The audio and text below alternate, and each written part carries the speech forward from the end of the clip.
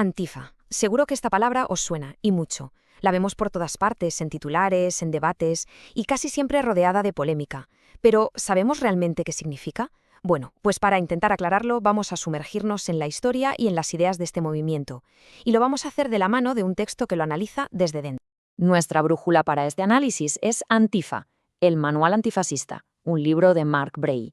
Y es importante saber que no es una opinión cualquiera, es un trabajo muy riguroso que se basa en entrevistas a muchísimos activistas de diferentes países. Lo que busca es, básicamente, desentrañar el ADN del movimiento, tanto su historia como su estrategia. Venga, vamos al lío, a la pregunta del millón. ¿Qué es ser antifascista? A priori, la respuesta parece obvia, oponerse al fascismo, ¿no? Pero como argumenta Bray en su libro, la cosa es bastante más compleja. El término antifa se refiere a una tradición política muy específica. Y aquí la tenemos. Esta es la definición clave que nos da el libro. Lo llama una política iliberal de revolucionarismo social. Ojo, la palabra clave aquí es iliberal. Esto no es que sea antidemocrático para nada. Significa que choca de frente con algunos principios del liberalismo de toda la vida, sobre todo con esa idea de una libertad de expresión sin límites.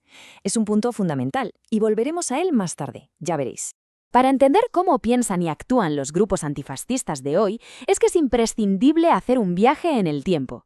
Porque, según nos cuenta el libro, esto no es un invento de la era de Internet ni mucho menos. Es en realidad el último eslabón de una cadena de luchas que tiene ya casi un siglo de historia. Este grito, "no pasarán", que se hizo eterno defendiendo Madrid durante la Guerra Civil Española, es que quizás sea el lema que mejor resume ese espíritu de resistencia. Lo más increíble, y esto lo subraya mucho Bray, es cómo ese eco del pasado sigue sonando con fuerza hoy en las calles. Es como si conectara a cada nueva generación con las que lucharon antes. Esta es, podríamos decir, la tesis central del autor. Desde este punto de vista, la violencia de la extrema derecha no son pequeños incendios que surgen de la nada. Es una amenaza que ha estado ahí, de forma continua a lo largo de la historia. Y por lo tanto, la respuesta también tiene que ser un hilo continuo de autodefensa y de solidaridad. Y esta cronología lo deja clarísimo. La historia empieza en las calles de Italia en los años 20, con los Arditi del Popolo plantando cara a Mussolini. De ahí saltamos a Londres en el 36, con barrios enteros levantándose para parar una marcha fascista en la famosa batalla de Cable Street. Y llegamos a los Estados Unidos de los 80, con la acción antirracista enfrentándose cara a cara con el resurgir de los skinheads neonazis. Como veis, son eslabones de la misma cadena. Bien, ya hemos visto la historia. Pasemos ahora a la estrategia. ¿Cómo funciona esto en la práctica? O sea, ¿cuáles son las herramientas y las tácticas que, según nos describe el manual de Bray, definen su manera de actuar? Esta cita de un activista es brutalmente honesta y resume una filosofía clave, la de la fuerza preventiva.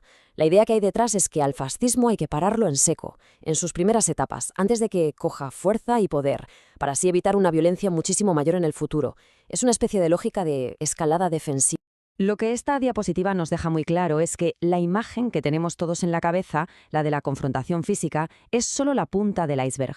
Según explica Bray, una parte gigantesca del trabajo es invisible para el público.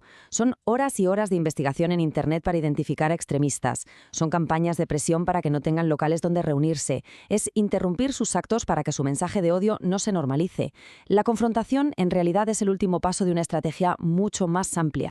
Y todo esto nos lleva, claro, al punto más conflictivo, al choque de trenes ideológico que genera toda la controversia. La táctica de negar la plataforma. Y cómo entra en conflicto con la idea que tenemos de la libertad de expresión.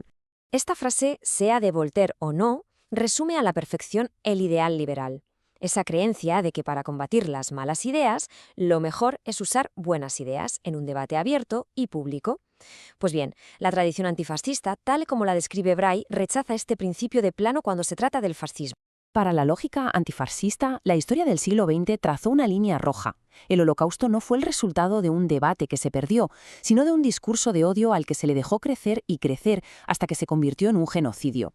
Desde esa perspectiva, tolerar el discurso fascista no es defender la libertad, es dejar que se plante la semilla de la violencia. Aquí vemos el choque frontal de dos mundos.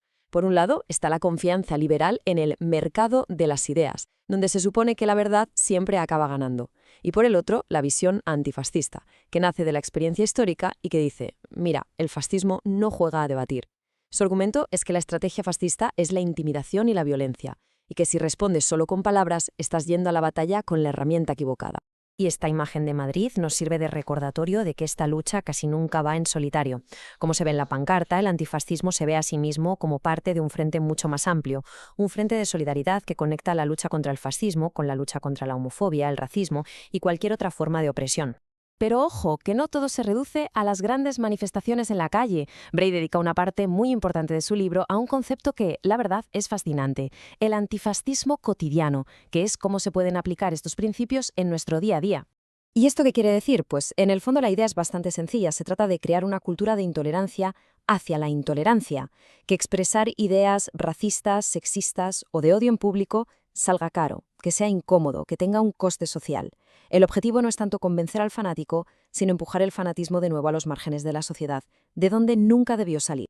Y esto se traduce en acciones muy concretas que están al alcance de todo el mundo. Desde no reírse de un chiste racista y explicar por qué no tienen ni pizca de gracia, hasta apoyar de forma activa a las comunidades que son el objetivo del odio. Se trata, básicamente, de no ceder ni un milímetro en las conversaciones del día a día, de no tratar la intolerancia como si fuera una opinión más. El libro cita esta historia de Portland, que es absolutamente trágica, como el ejemplo más extremo y heroico de este principio. Ricky, John Best y Taliesin, Mirdin, Namka y Meche no eran de ningún grupo organizado. Simplemente vieron una injusticia, un ataque de odio, y decidieron que no podían quedarse de brazos cruzados. Su sacrificio, según Bray, es la máxima expresión de ese antifascismo cotidiano, la defensa de la comunidad, cueste lo que cueste. Al final, el análisis de Bray no da respuestas fáciles. De hecho, no da ninguna. Lo que sí hace es plantear, con una claridad que asusta, una de las preguntas más incómodas y necesarias de nuestro tiempo. Nos obliga a mirar de frente esa tensión entre dos valores que consideramos fundamentales y a pensar muy en serio sobre cuál de los dos debe pesar más cuando chocan. Una pregunta que sigue en el aire y que sin duda define la era en la que vivimos.